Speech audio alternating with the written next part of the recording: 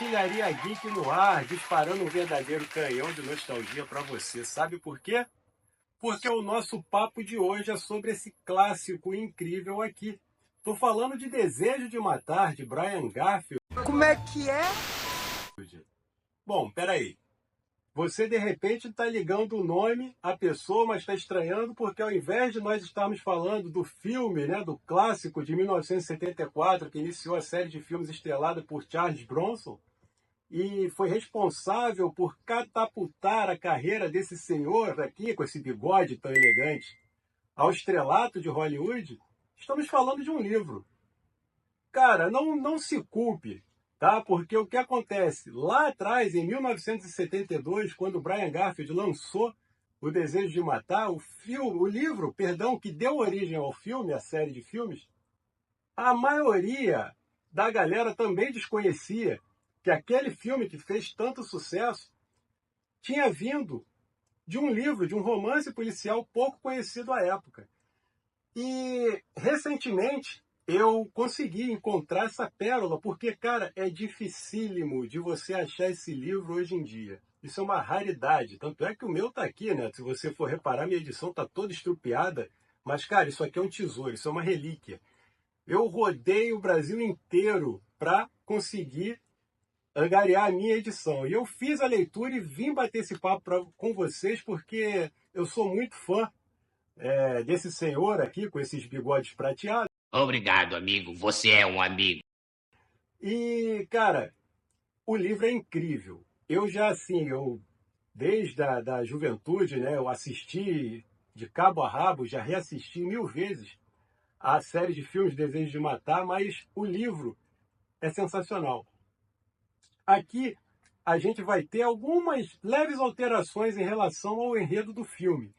Por exemplo, o personagem principal aqui, que no filme a gente se acostumou com Paul Kersey, ele se chama Paul Benjamin, é um contador de uma importante empresa de Nova York, e o Paul é um cara que ele vive aquela vida de qualquer um de nós que vive numa grande cidade, numa grande metrópole. Ele vive em Nova York. E ele é o cara que se acostumou a ver aquela desigualdade, sabe, a violência, tudo aquilo que ocorre nas grandes metrópoles. Só que tinha uma grande diferença, cara. Uma coisa é você observar isso, uma coisa é você ser um espectador disso. Outra, totalmente diferente, o que a gente percebe quando começa a ler esse livro, ou quando você que já assistiu aos filmes também da franquia, quando a situação vira e acontece com a gente. Foi o caso que ocorre com o nosso herói. Paul Benjamin teve sua família brutalmente atacada. Sua mulher e sua filha voltavam de um mercado, foram seguidas por uma gangue de vagabundos que invadiram a casa para roubar e agrediram as duas violentamente. Sua mulher não resistiu, vindo a falecer, e sua filha ficou em estado catatônico para sempre. A partir daquilo, Paul começou a observar como a vida da gente não vale nada, como nós somos reféns dessa situação. E ele começou a se incomodar bastante com aquilo. Ele começou a se amedrontar, a andar na rua, a olhar as pessoas, a ver o mundo e a sociedade em torno dele de modo diferente. Ele começou realmente a se preocupar com tudo aquilo. E o que a gente percebe, essa desconstrução que ocorre no livro do Paul Benjamin, que a gente observa, que é aquele cara que ajuda os mais necessitados com doação, é aquele cara que dá uma esmola para o mendigo na rua, que defendia durante um almoço com os amigos, quando os amigos falavam que tinham que tomar medidas enérgicas com as pessoas ali mais necessitadas, ele defendia essas pessoas. A gente vê esse Paul morrendo para deixar renascer um Paul que tem um pensamento totalmente diferente. Tem um pensamento de que que deve mudar totalmente, que essas pessoas não precisam de ajuda, que essas pessoas são um problema. Ele começa a ter essa paranoia, a criar essa persona mais assim psicótica até. E a gente vai observando isso, cara. O trabalho do Brian Garfield é incrível nessas páginas, porque a gente vai reparando como isso vai acontecendo, como esse 360 graus acontece na vida do nosso protagonista. E a gente vai acompanhando isso gradativamente. a um determinado momento que o Paul pega umas moedas, coloca dentro de uma meia, dá um nó e sai de casa com isso no bolso, na expectativa de se proteger de algo, porque ele realmente está com medo de tudo.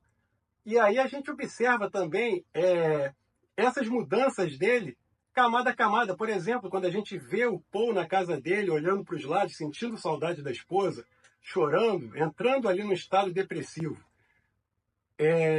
Por isso, o nosso personagem passa por uma mudança radical, mas que é construída de uma maneira muito verossímil. A gente acompanha cada degrau dessa mudança. Até o momento em que, sabe, o Paul ele não vira esse justiceiro, sabe, carniceiro, violento de um dia para a noite. Ele continua tentando ainda buscar acreditar naquilo tudo que ele sempre acreditou, né? Ele acreditar na justiça, acreditar na polícia, ele vai todo dia lá na delegacia perguntar como anda o caso, se acharam os criminosos que fizeram o que fizeram com a família dele, e a resposta é sempre a mesma. Uma burocracia excessiva, uma falta de competência, uma falta de interesse em agir. E a violência cada vez maior, até que ele decide que precisa fazer algo. Só que o fazer algo do nosso amigo Paul tem início quando ele compra uma arma numa viagem que ele faz a trabalho para uma cidade que tem menos burocracia na venda de armas. Ele compra essa arma e passa a sair à noite com essa arma no bolso, justamente à procura de algum meliante que possa abordá-lo. E, meu amigo, a primeira vítima dele, quando chega, recebe essa carga de ódio do nosso personagem.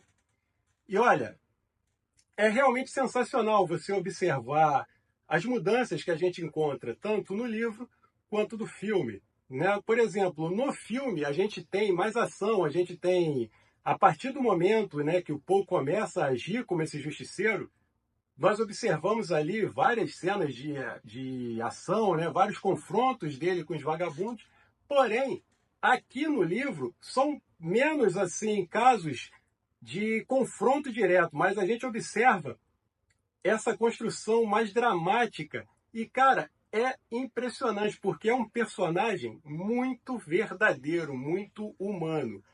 E o que acontece? O Paul começa a liquidar esses bandidos, ele começa a sair à noite pelo bairro, pelas ruas da cidade, à procura desses criminosos.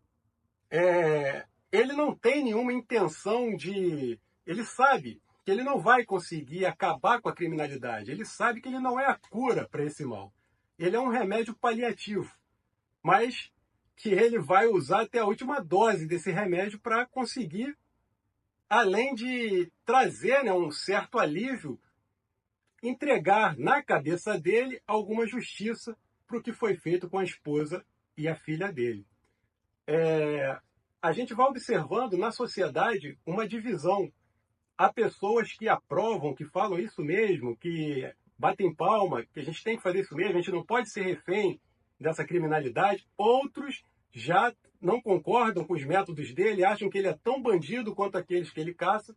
E assim a gente vai acompanhando a trajetória do Paul até o final do livro. E o livro termina, cara, de um jeito espetacular.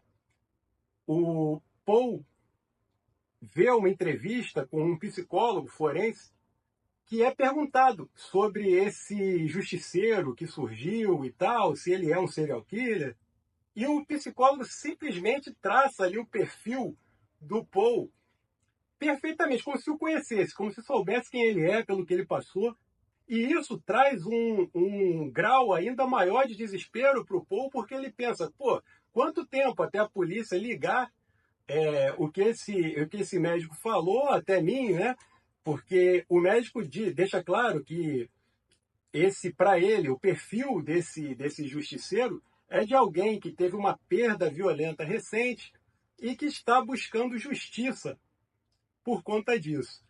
E aí ele fica ele entra nessa paranoia, essa paranoia se aprofunda ainda mais na cabeça dele, e ele decide que vai que tanto faz. Ele já não está ligando para ele, para o que vai acontecer, se vão pegá-lo, se ele vai ser morto. Ele não consegue mais sair desse personagem que ele mesmo criou. Então ele vai uma noite para uma região mais afastada, e lá ele encontra uma gangue de 4 jovens que estão vandalizando um local, e ele ataca esses jovens, entra em confronto, consegue. Ele mata 3 desses jovens, um até entra em luta com ele, acaba ferindo, cortando, né, fazendo um corte na mão dele, ele fica ali revoltado, e um desses jovens consegue fugir.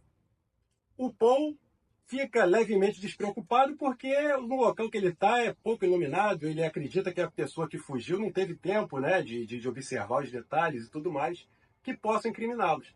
Ele recolhe ali as cápsulas que foram deflagradas para tentar livrar de qualquer flagrante em relação a ele, apagar o rastro que ele tenha, possível rastro que ele tenha deixado ali. Só que quando ele está se retirando da cena do crime, ele percebe um vulto e, para o desespero dele, quando ele olha, quando ele se vira, é um policial parado ali, atônito, olhando para ele. Ele entra em choque, fica paralisado, porque ele é um caçador de bandidos. Ele não vai, ele jamais conseguiria erguer a arma ali e apontar para o policial. Então, dentro dele, ele fica, se ele me der voz de prisão, eu vou me entregar. Só que, para surpresa dele, o policial faz um gesto com o chapéu, olha para ele de forma assim, demonstrando a sua admiração, e se vira de costas, dando a entender que nada viu. Ou seja, o policial fazia parte da camada da sociedade que aprova o trabalho justiceiro do Paul, que bate palmas para esse justiceiro. Galera, assim termina esse livro. É sensacional. Quem já acompanhou os filmes, no cinema, a gente tem o desdobramento do que ocorreu aqui. Foram 5 filmes que completam essa cinesérie que a gente pretende trazer para cá para falar muito com vocês ainda. Eu e meu irmão Felipe, que hoje não está aqui no vídeo, somos muito fãs desse senhor de cabelos brancos e bigodão que entrou para a história dos filmes de ação. Mas isso é papo para outro dia. E aí, gostou do vídeo? Já conhecia Desejo de Matar? Sabia que tinha vindo de um livro? Deixa aí embaixo nos comentários, vamos expandir essa nossa conversa, mas olha, já de antemão eu te peço, não esquece de sentar o dedão no like, se inscrever no canal, compartilhar esse vídeo e ativar o sininho, porque vem muita coisa boa aqui no Artilharia Geek. Valeu? A gente se vê na próxima. Tchau, tchau.